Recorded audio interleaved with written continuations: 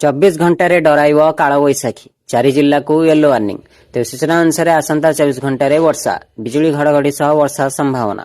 घंटा प्रति पवन वेग 40 रु 50 किमी जाए बहिब।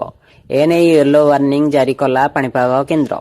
जिलागुड़िक है मयूरभंज, केउझर, भद्रक, बालेश्वर। सेहीपरि जाजपुर, केन्द्रापड़ा, कटक, जगतसिंहपुर, पुरी, खोर्धा, नयगढ़, गंजाम, गजपति, सुंदरगढ़, संबलपुर, बलांगीर, कलाहांडी, रायगड़ा और कोरापुट जिले में कालबैशाखी प्रभाव देखाई दे पारे।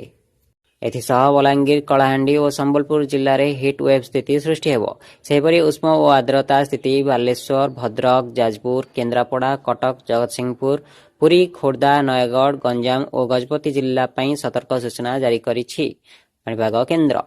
ସେହିପରି ଆସନ୍ତା 24 ତାରିଖ ଯାଏଁ ଏଭଳି ପାଗ ଲାଗି ରହିବ ବୋଲି ପାଣିପାଗ ବିଭାଗ କହିଛି।